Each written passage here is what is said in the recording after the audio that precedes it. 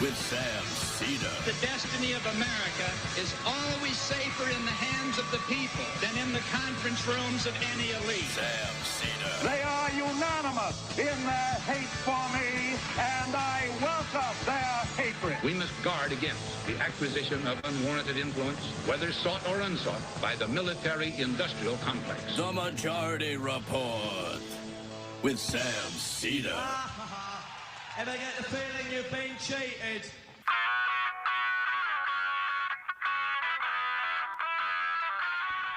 It is Thursday, July 14th, 2022. Happy birthday to my best friend, Easton. My name is Emma Vigeland, in for Sam Seder, and this is the 5-time award-winning Majority Report. We are broadcasting live steps from the industrially ravaged Gowanus Canal in the heartland of America, downtown Brooklyn, USA. On the program today, Daniel Laurison, author of Producing Politics Inside the Exclusive Campaign World, where the privileged few shape politics for us all. For all of us, excuse me. Meanwhile, White House officials are reportedly deciding whether or not to declare abortion access a public health emergency, which would, or could, potentially unlock new funding to help improve abortion access. Biden has also issued a warning to pharmacies to not withhold 3 pills that could induce abortion but have other medical uses, or else they could be discriminating based on someone's sex. Again, there's a lot more that he can do. Look into abortions, providers on federal lands, safe abortions on federal lands, and we need to move forward with expanding the court potentially and restricting judicial review. All of this comes as Biden's Middle East trip kicks off with a visit to Israel, where he's expected to strongly condemn the murder of Shireen Abu Akleh by the IDF, but he won't do anything about it. And then he'll head to rub elbows with another authoritarian state where the U.S. has turned a blind eye to the murder of journalists, Saudi Arabia. Coincidentally, or not so much, Sri Lankan president, let's see if I can say this, Gotabaya Rajapaksa, has arrived in Singapore after fleeing his country, with his final destination said to be Saudi Arabia. Gas prices have been declining for 28 days in a row, down to an average of $4.63 yesterday. The January 6th committee has announced that it will turn over its evidence regarding the false elector scheme to the Department of Justice, finally. And lastly, Los Angeles is weighing a return to a broad indoor mask mandate as COVID cases surge nationally, which means the indoor mask mandate should probably have started sometime earlier. All this and more on today's program. Welcome to the show, ladies and gentlemen. It is an Majority Report Thursday. Boom. Matt is not here. It's just Bradley and Dorsey in studios. Woo! Say hello, Dorsey. Hello. Hello. Anything else you want to add? Hello. Can you attest to the fact that it is hot as hell in the studio right now? It's hot. It's Sam. hot. All right. Sam, it's hot. It's really hot. So if you guys hear a fan in the background, that's really what it is right now. We are in the midst of July. August is kind of considered a slower news period, and we're heading towards that. Although probably slower than less slow than off election years, because we have the midterms coming up in the fall. And Democrats are hopeful that the Roe v. Wade overturning is going to create a better situation in the midterms where Democrats will just lose the House and not lose the Senate. I think it's a foregone conclusion that the Democrats will lose the House. Unfortunately for them, the muddled message coming from the Biden campaign, which is just vote harder for us, and yes, you should vote for Democrats in the fall, in the general election, of course. But for a national audience, I have been open on this program saying yeah, we do control the Senate, we control the House, we control the presidency, but vote harder so we can codify Roe, even though we could potentially do it right now with a filibuster carve-out. I mean, it is not a straightforward message. But luckily for the Democrats, Republicans are so ghoulish that it creates at least fertile ground for people to be outraged because of the extreme positions of the Republican Party. Republicans have decided to go on the offensive about certain horror stories when it comes to abortion. There's been a story that Biden and other Democrats have been discussing, which is a horrific story of a rape of a 10-year-old who got an abortion. Despite the fact that, there was no real reason to cast doubts on the veracity of this story, right-wingers initially called the story a lie, led by Jim Jordan, who, has some experience in the past denying denying sexual assault. The rape happened in his home state, Ohio, and he was casting doubt upon it in a tweet, then immediately deleted it once the facts were confirmed by local reporting. But mainstream national sources like the Wall Street Journal and Glenn Kessler of the Washington Post were the Pinocchio man himself. Yeah, the fact checker, right? They were casting doubts on the veracity of the story. Kessler contacted authorities to get information on this, sensitive information that, of course, Child Protective Services and the authorities involved are not going to disclose that because it involves a minor, a 10-year-old. And so Kessler did this whole, fact-checking story in the Washington Post about it. Fact-checking for him being the fact-checker, the Pinocchio guy, like, he was complaining that people were calling him out for this article. Do we have this tweet by him? Yeah, Bradley's going to pull it up. But here he says, the last line of this fact check was, if a rapist is ever charged, the fact finally would have more solid grounding. Now a rapist has been charged and the story has been updated. Getting lots of angry emails, but journalism is an accumulation of facts. Which is just like, dude, what differentiates your fact check column than anything than just standard analysis and reporting? If your fact check gets immediately debunked as the facts evolve, maybe you shouldn't have done a fact check, except for the fact that his personal branding is, tied into the concept of being the Pinocchio fact checker guy. And he assigns himself some sort of arbitrary authority over facts to give him a leg up in the personal journalism branding department. Like, the amount of self-seriousness that Glenn Kessler ascribes to himself is just something to laugh at. And AOC and others were calling him out for that. I also just love just to say about Kessler is, like, his implication there too is, like, I can't confirm it because the cops didn't. Like, that's the fact check. Like, that's journalism. Yeah, the vanguard of efficacy for facts is our literal cops. That's Kessler's journalistic standard there. Luckily, though, local papers were able to verify the facts of the situation. So kudos to the reporting by the Columbus Dispatch. They were able to back up this story. And initially, though, the Indianapolis Star was the one that was reporting on this. So despite these facts being confirmed by two papers, the Ohio Attorney General, Yost, who's a Republican, doubled down on his claims that the 10-year-old story was a suspicious story, because a few days before he had been making the media rounds saying that there were red flags surrounding this. So in typical right-wing fashion, it doesn't really matter if the facts on the ground are confirmed. They're still going to deny and cast doubt on the story. That's one angle that they're taking. The other we'll get to in a second. But here is Ohio Attorney General Yost doubling down on this. There are some serious red flags here. Whether it did happen or didn't happen, I think there's a ton of questions and frankly, a ton of misinformation out there too.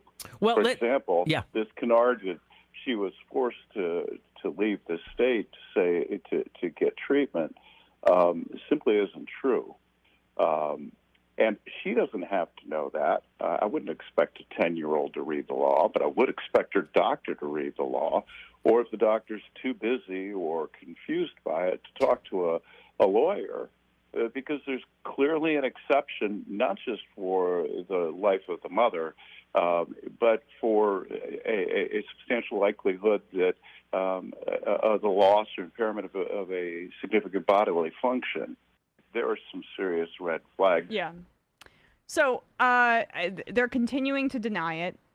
And if they aren't denying it, they are going after the doctor who, Dr. Caitlin Bernard, they've learned nothing from when Bill O'Reilly hammered Tiller the baby killer over and over on his program. And Dr. Tiller was eventually killed because of the propaganda put out by Fox News and other right-wing media outlets. As I mentioned at the start here, they're going on the offensive, and they're trying to make this about dirty illegal immigrants. What's going on, Todd?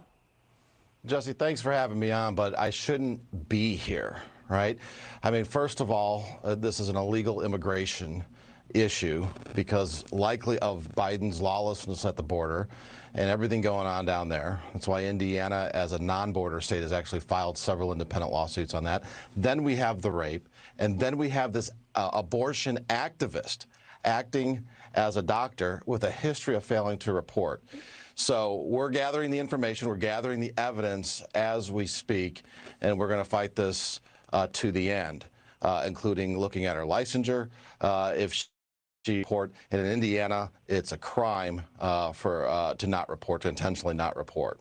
So, by the way, they're showing the picture. I believe that is of the doctor there who helped her with this. These are the facts of the case, the Columbus Dispatch. A Columbus man has been charged with impregnating a 10-year-old Ohio girl who's traveled to Indiana to seek an abortion led to an international attention following the Supreme Court's decision to overturn Roe v. Wade and activation of Ohio's abortion law. Gerson Fuentes, 27, whose last known address was an apartment on Columbus's northwest side, was arrested Tuesday after police say he confessed to raping the child on at least 2 occasions. He's since been charged with rape, a felony of the first degree in Ohio. Now, as you heard there, the Attorney General Todd Rokita in Indiana was telling Jesse Waters that 1, it's the doctor's fault. 2, it's the fault of Biden's illegal immigration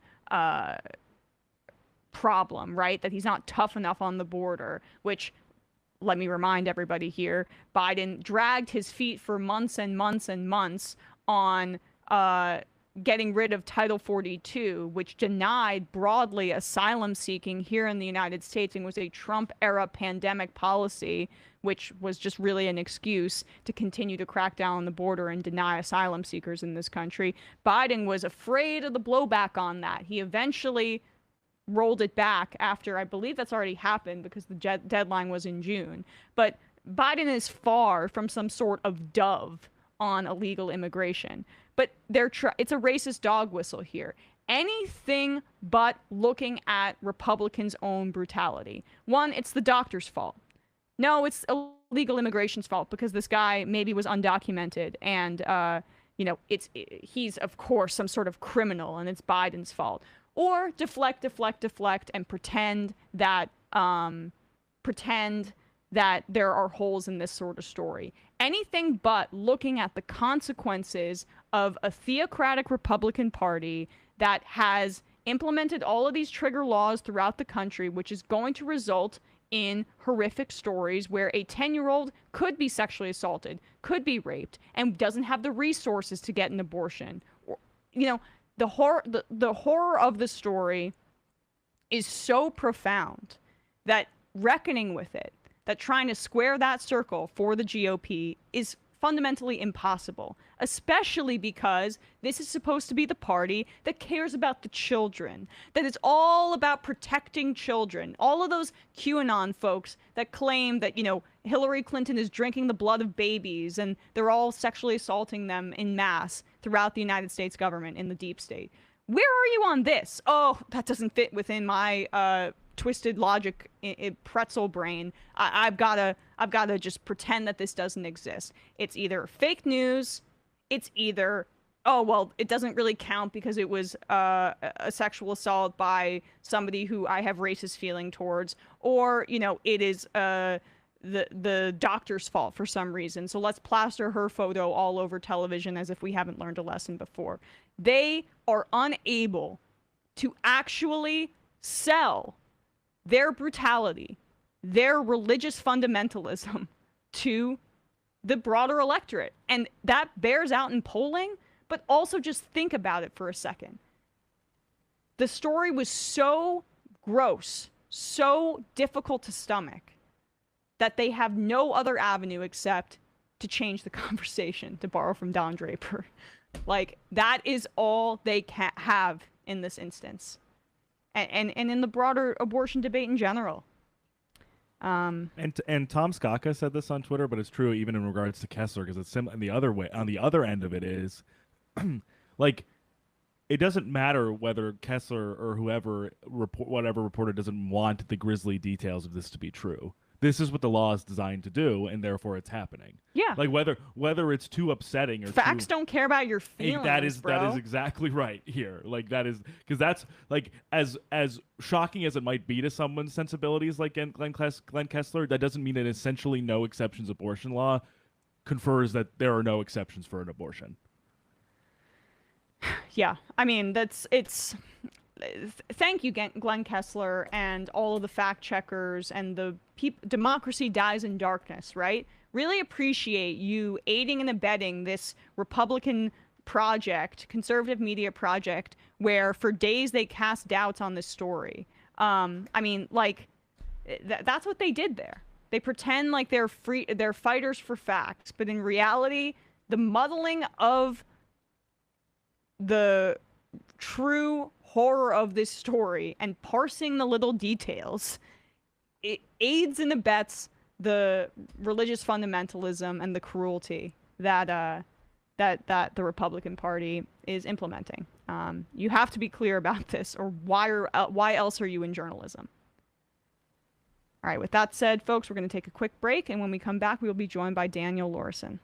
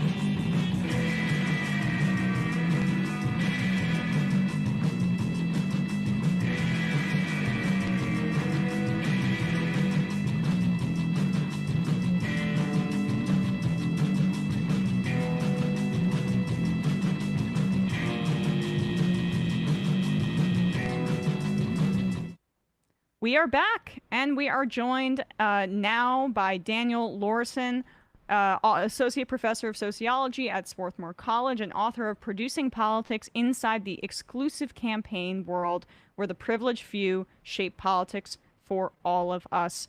Daniel, thank you so much for being here. Thank you so much for having me. Of course.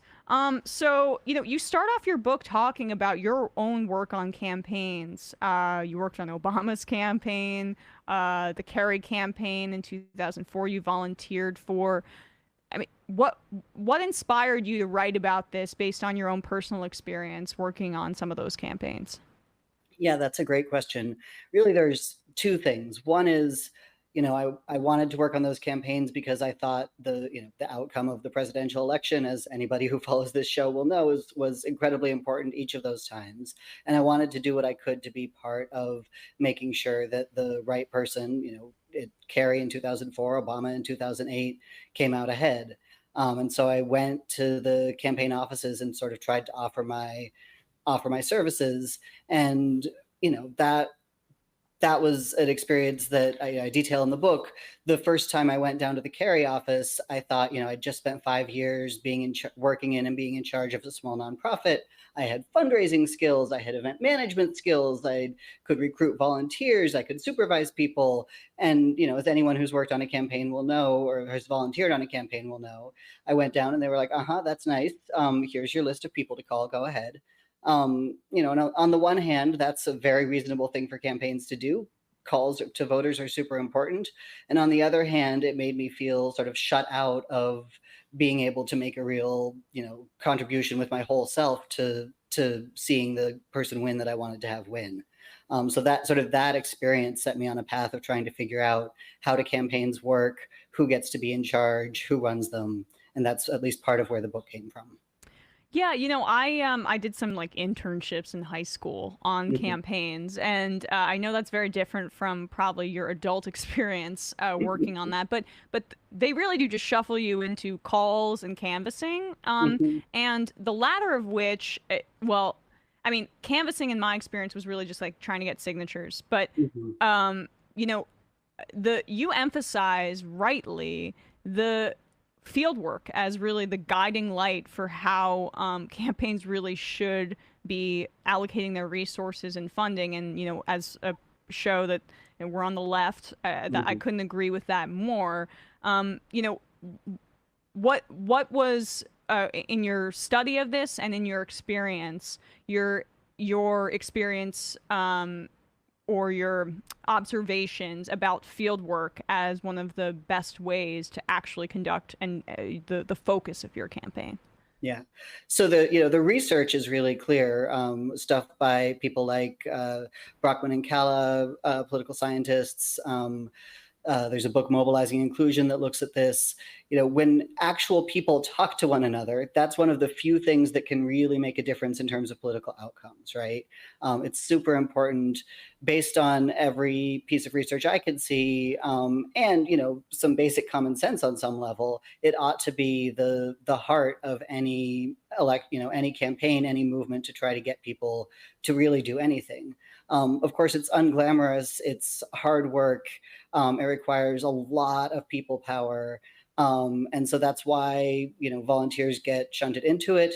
But it's also, when I talk to political professionals, a lot of them had the attitude that, one of them said, oh yeah, you could be the person going down to North Dakota, one of 6 people in the winter for 6 weeks, but why? You'd never get access to the candidate. You'd never be sort of in the inner circles of power. So, they agreed it was important, but most of them would not want to be doing it. And I think even more than that, it's not visible in the same way. So that, when campaigns run ads, when they give high profile speeches, that's the kind of work that people notice. If you have a great door-to-door operation, you could try to make some news stories out of it, but it's not the same thing. Well, that's a fundamental flaw. So like, let's talk about that there, because, I was reading a piece on the way that the language of efficiency has, I can't remember if it was an interview or if I was reading a piece. Everything blurs together for me. But the language of efficiency that has infected our government and by our campaigns, right? How do we most efficiently allocate our resources on X campaign? And based on what you say, despite the efficacy of door-to-door knocking and field work, maybe it's time intensive. It's not, something that the consulting class can point to as a goal with, tangible metrics, etc. Can you talk about that dynamic a bit? Sure. I mean, I think, the main thing that I would say is that, yeah, it ought to be the centerpiece of campaigns. And I think the reason people, in addition to what I just said, the reason people are not doing it, there's a couple of reasons. One is, I tried to be in the book sympathetic to the sort of the plight of people running campaigns, right? It's really hard to know what's going to be effective. It's really hard to judge in advance, to come up with a message or anything based purely on research that is going to work. It's hard to tell which things, even after the fact, made a big difference. And so a lot of what ends up happening is people judge each other by sort of how much they do the normal thing. And they get, a lot of the consultants and political staffers I talked to off the record said, we end up with these sort of cookie cutter campaigns. It's stifling. It's hard to do anything creative. And I think that applies even when there's really clear research on something like the efficacy of field efforts. It's not the standard thing to put the majority of your budget into field efforts. It's not what's always been done. It's not what's really ever been done in the recent history of campaigns. And so people are reluctant to try it because of this sort of, adherence to conventional wisdom, being afraid of looking like the guy who, it's a lot of guys, it's some women, but being afraid of looking like the person who did something foolish, did something trendy that turned out not to work. And that's kind of the pitfall. You talk a bit about this, about the limitations of polling to a degree, because, both maybe on issue sets, but also in the way that campaigns are structured and can be run.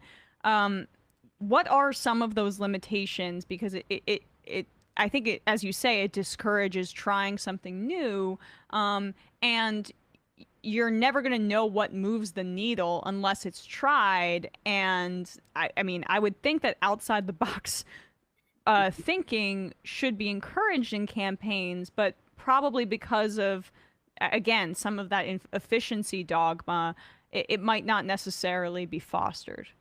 Yeah, I think it's efficiency dogma, and it's also a way of thinking about voters that is, based on thinking of them as sort of conglomerations of attributes that you can measure and manipulate and figure out your fulcrum demographic or your key swing voter. And again, as a social scientist, I'm very sympathetic to trying to do that sort of thing, and I wouldn't say it's worthless. It gives you some information to work from, but it doesn't give you, what I think is the most important thing that politics could and should do, which is a connection to the people that you need to actually come vote for you. And so, I think it's efficiency dogma, it's attachment to existing ways of doing things, it's a focus on things that are visible. I mean, they're definitely, it's not that new things never come into campaigns, although they come in fairly slowly and not necessarily, the ones that I would think are the most important. But when they do come in, they get sort of entrenched. So I think that's part of why all of that also goes to part of why there's less field effort than I think there ought to be. Can you flesh out more the role of the consultant in campaigns, both on the right and the left? Are consultants more prominent on a Democratic campaign or a Republican campaign? And really, what are some of the hallmarks of their influence on campaigns? Yeah, I mean, I think there's actually a little too much emphasis on sort of the consultant class versus the whole world of campaign professionals overall. So, consultants are absolutely important. There's people, some of whom I spoke to, who are making, salaries multiple times mine, multiple times mine, being the guy who says, this is the ad we should run, producing the ad, getting the money from the ad going on TV. So that's certainly part of the whole ecosystem. But I think what that emphasis sometimes misses is that pretty much everyone in the ecosystem on both sides of the aisle, so far as I could tell from the interviews I've done and the research I've done, is thinking about campaigns roughly the same way. They're thinking about the work that they do as, in some sense, a battle between two sides. They're the people who get to be the star athletes or the professional coaches. They're the ones who are sort of doing the politics, and the rest of us are, if we're lucky, armchair quarterbacks. And that among the people who've been able to make campaign work their jobs, whether they're in a consultant role or whether they're just hopping around from campaign to campaign as staff, that's the way that they tend to see politics and voters. And I think that's an issue at least as much as the fact that some people are consultants and making a lot of money. Yeah, and your book really does set out to understand the people who run campaigns, right? From this, you're a professor of sociology. It's a sociological perspective on who runs campaigns. Why did you think this was an important angle to approach this from? Yeah, I mean, it's an unusual book in some ways because sociologists don't tend to pay as much attention to electoral politics as political scientists do, and political scientists don't tend to be as interested in the sort of the who's doing it, the race, gender, class inequality stuff. Of course, there are exceptions on both sides. But I wanted to write this book and I wanted to look at this because I think campaigns are, or at least have the potential to be, the place where, political power and regular people get connected, right? That's the time when people who are running for office, political parties, have the most incentive to try to get voters to like them, right? To get potential voters to like them, to want to turn out, to want to vote for them. And that's where I think a lot of how people understand politics comes from, right? If you're not a person who follows it closely, what you get in a given, 4-year cycle is not very much if you're not watching the news, and then a lot of ads, a lot of television news, a lot of internet pop-ups, whatever it is, sort of trying to get your attention. And I think that is really important in some ways, at least as much as who ends up winning any given election, right? Because it shapes who thinks politicians are speaking to them, who feels invited to vote, and how people think sort of politics works, whether it's about, anger and nastiness and elites competing with each other, or whether it's about all of us trying to come together to make the world that we'd like to see. Something I found interesting that you wrote about was that the ways that Democratic and Republican campaigns are run, or the conventional wisdom about how to run said campaigns, were fairly similar. I mean, where do they differentiate, if at all? And I'm talking really like more mainstream Democrats. This is different than, say, the way I was on the ground covering Alexandria Ocasio-Cortez's campaign. That was very different from what you described. But but the fact that there is so much overlap, was that shocking to you? And what was some of the overlap? Yeah, I mean, it was surprising. It's more surprising, I think, every year that goes by, that the sort of dominant way of thinking about things stays so similar despite really big changes in the actual political landscape. So yeah, the way that they talk about sort of who voters are, both sides talked a lot about people don't pay much attention, which is true. And so it's our job to hit them over the head or pound something in, or they had a lot of these sort of semi-violent metaphors of what a campaign ad needs to do, right?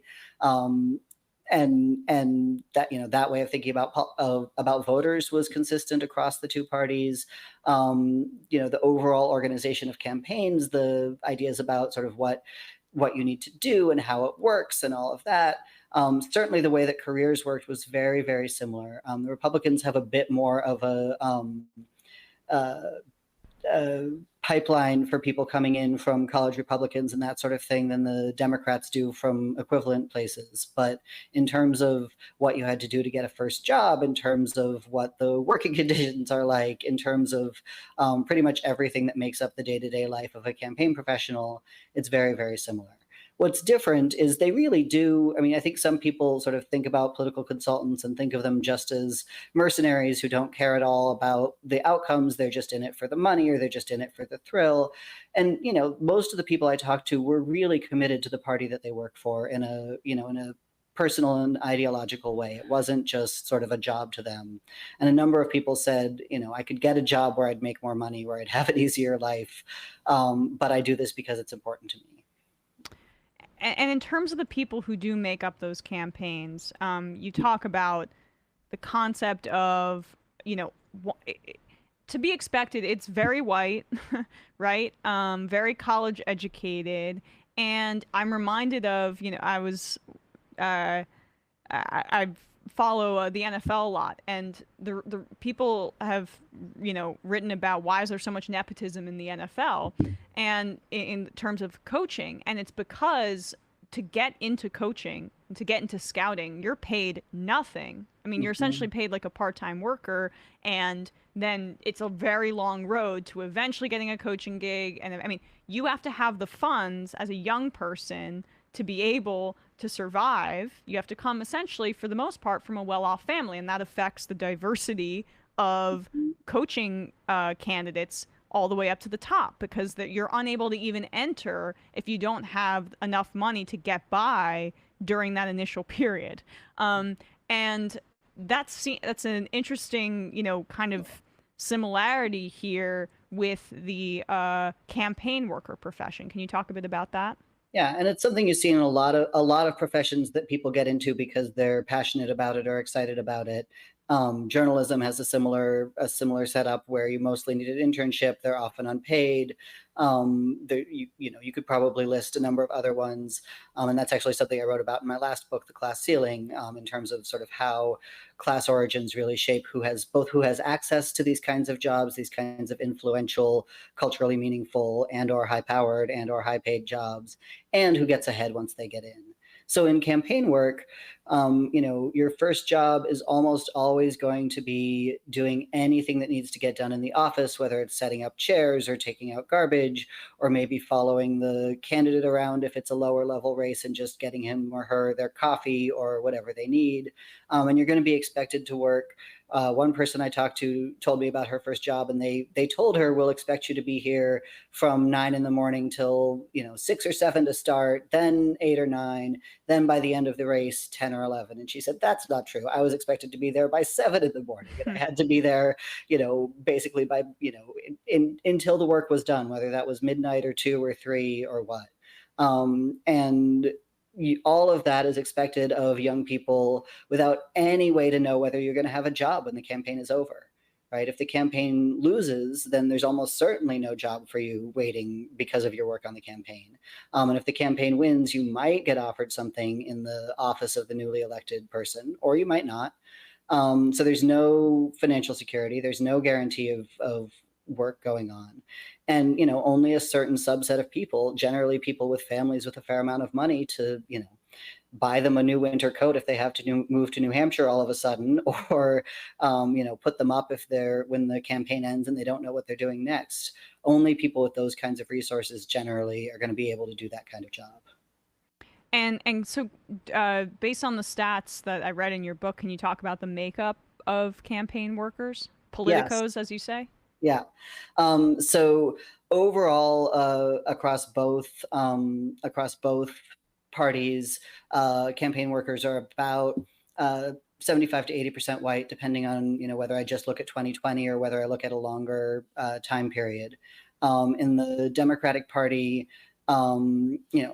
compared to the electorate as a whole is about 60% or so non-Hispanic white. Workers in the Democratic Party in important roles in national elections, so I'm not looking at local and state races, were about 70% white people. So that's not too unrepresentative. But then when you look at the people who were in communications roles, which is where a lot of sort of the heart of a campaign is, where the messages get determined, where the people who work as spokespeople, all of that was about 80% white people. And then a lot of the people of color in Democratic campaigns in 2020 were in political departments, which I always am like, well, it's a silly name for a department within a thing that is intrinsically political, but it just means the part of the, right? It just means the part of the campaign where all the roles like Director of African American Outreach, Director of LGBT Relations, et cetera, are housed. And those departments are majority people of color in Democratic campaigns in the last election, and none of the other departments are.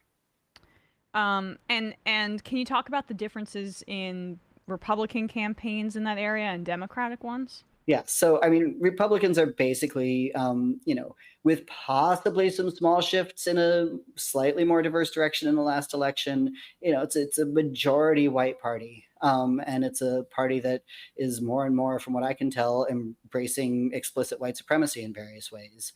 Right. And their campaign staff were about 90% white people, which is even a little bit whiter than their voters in 2020. But it's hard for there to be very much difference when you're so majority white in the first place. Right. Gotcha. So what is, in your estimation, the way that that affects the emphasis of certain campaigns? I mean, you worked on the Obama campaign, and it was revolutionary in certain ways in that it both utilized the internet and young people to a degree that hadn't been seen previously. But at the same time, they did have an on-the-ground strategy, and it seemed to have been copied by a lot of campaigns going forward. Now, I wonder if that's become so ubiquitous that there needs to be an update in the strategy in general. But, I mean, what were some of your observations about that?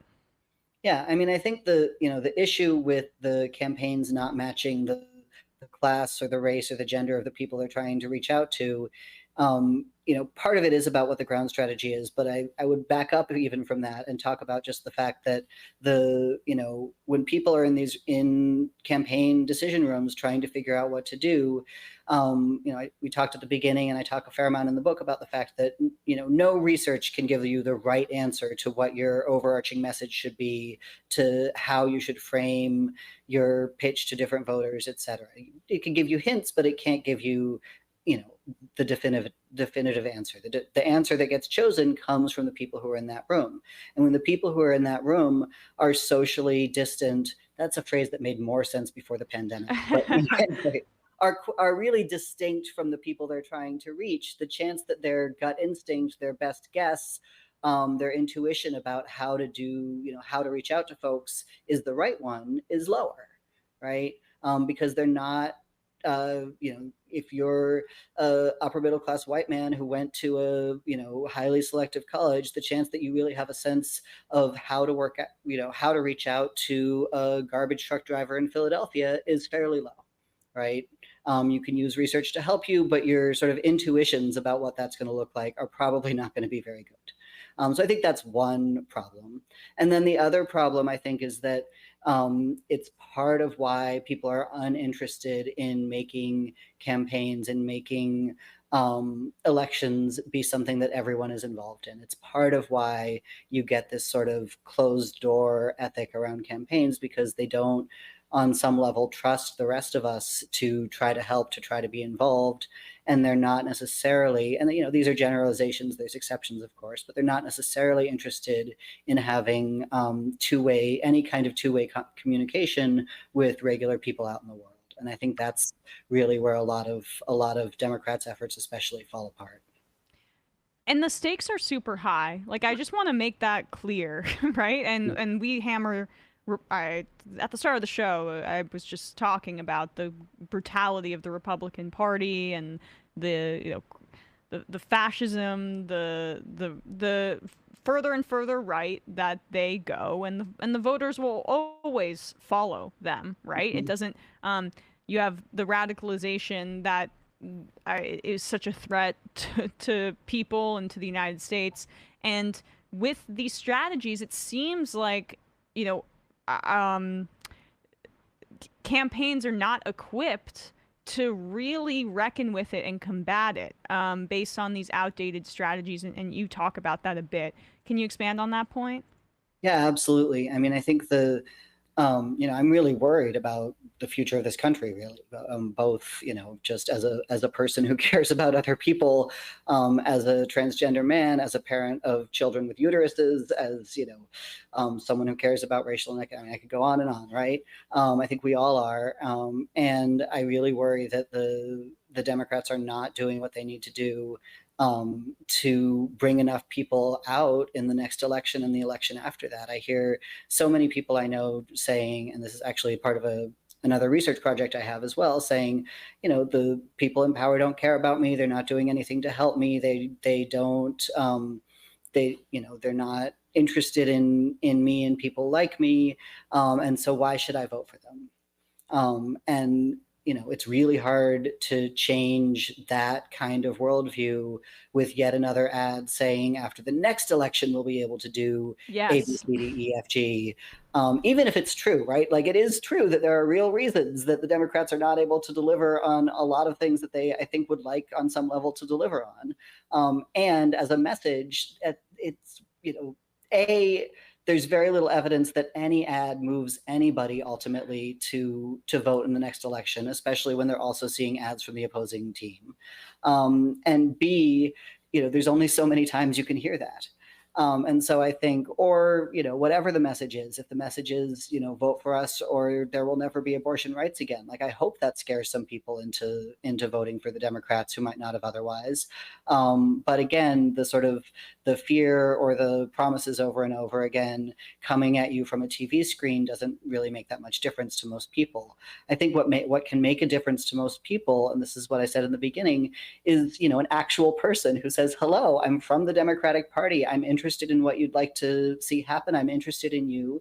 What can we do to get your vote in November? What can we do even beyond that?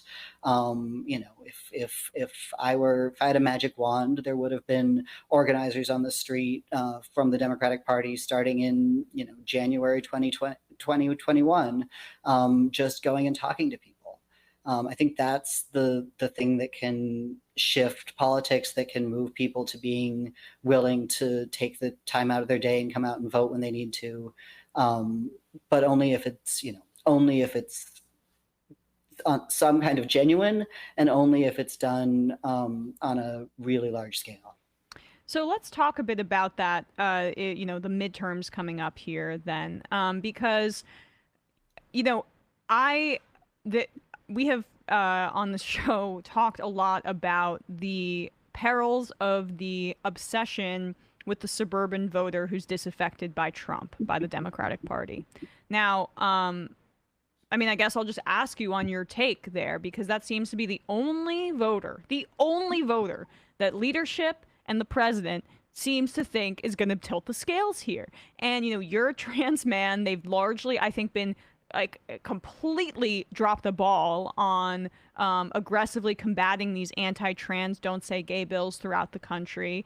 They're terrified to engage in the culture war because they probably look at some polling metrics and think, let's not go there. I'm always in favor of a more aggressive strategy on that front. But the fact that they do not see the value in an intersectional national campaign that's going to protect trans people, gay people, women, people who can get pregnant in the face of these abortion rulings is just maddening to me.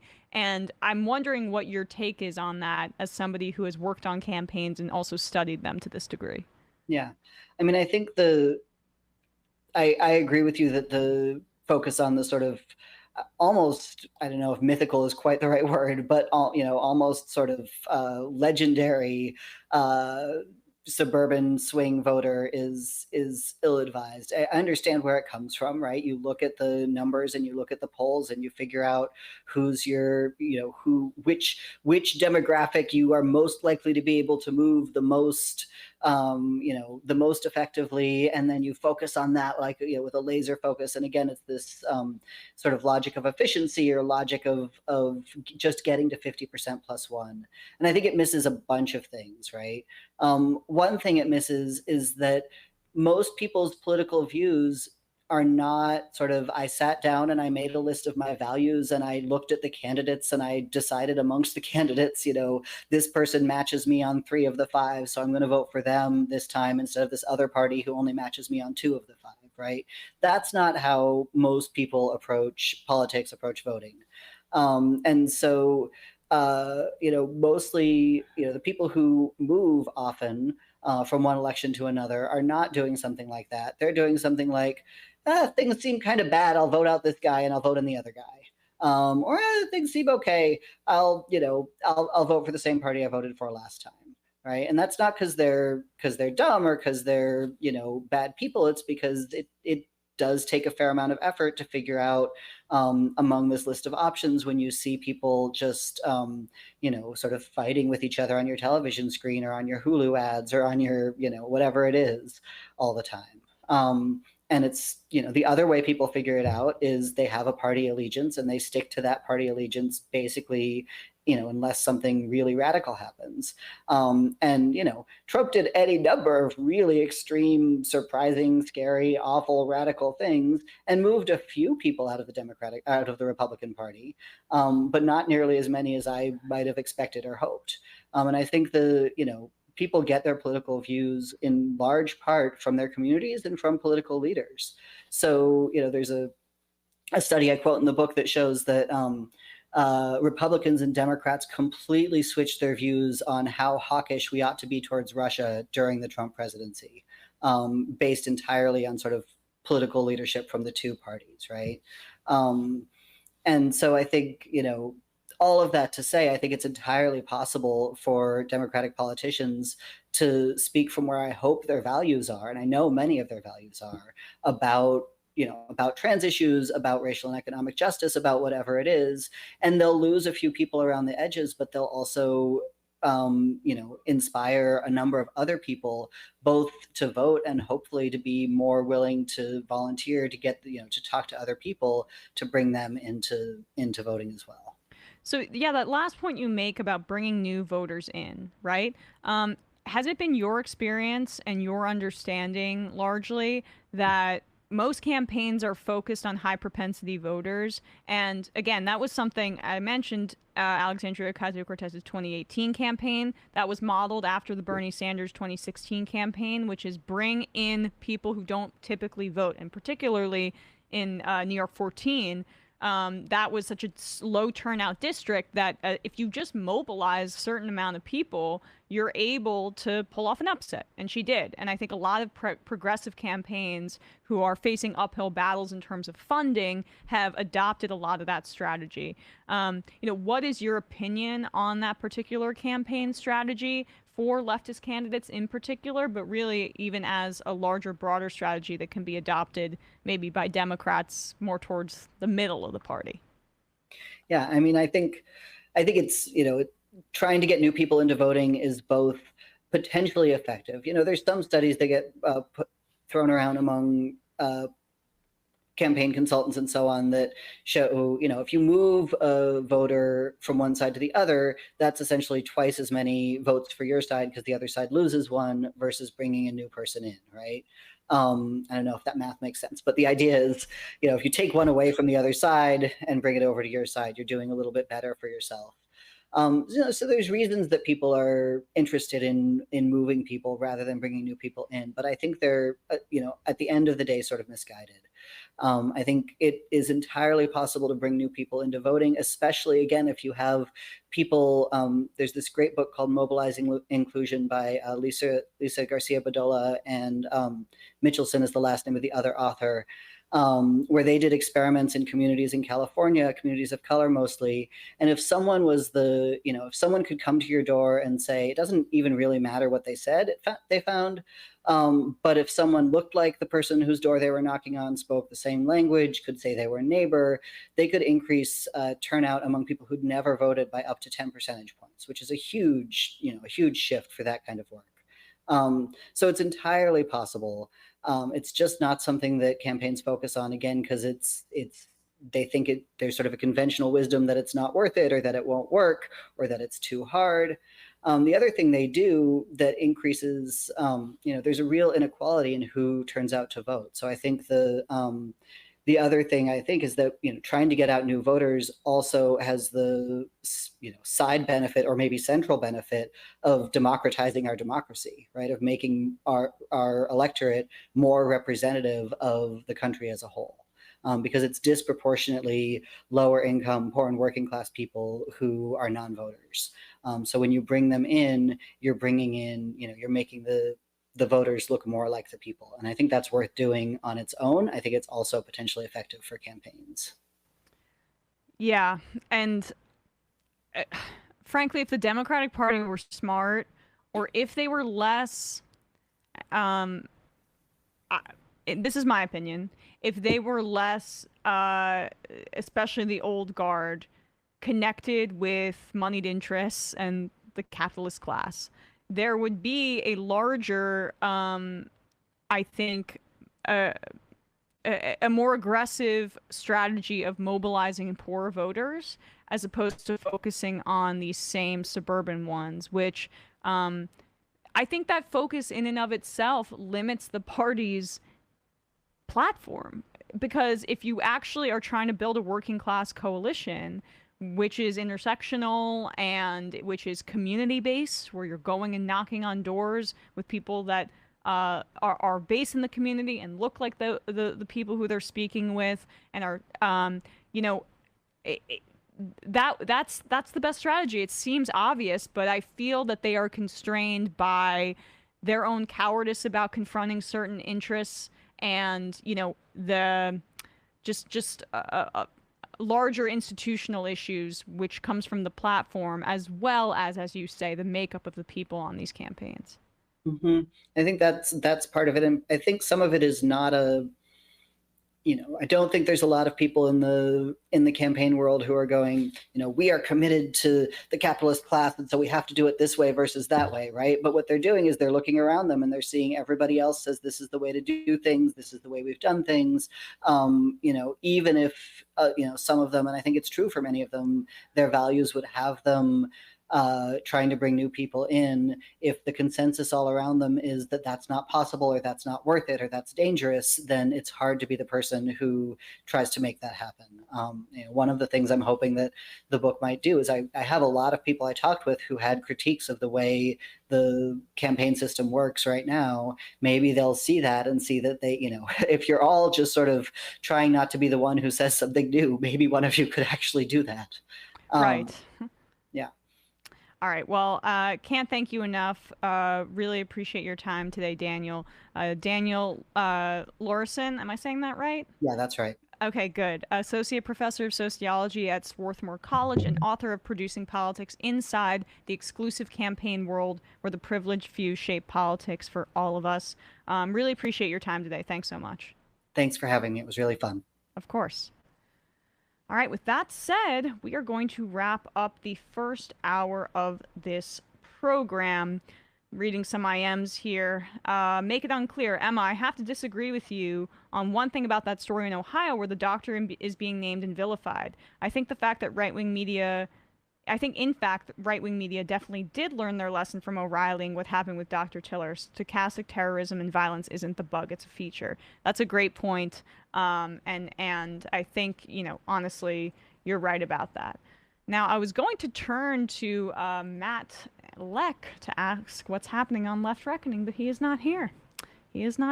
So we're going to head into the fun half. Go listen to listen to Left Reckoning. Yeah, overall. We'll head into the fun half shortly. I did want to say we're getting a lot of IMs. Bear it to me too. Hi, Emma. Are you following NY Senate 59 district race? How do you know what happened with? Do you know what happened with friend of the show, Nomiki? Hard to follow recent events. I'm following it a little bit. I will say this. I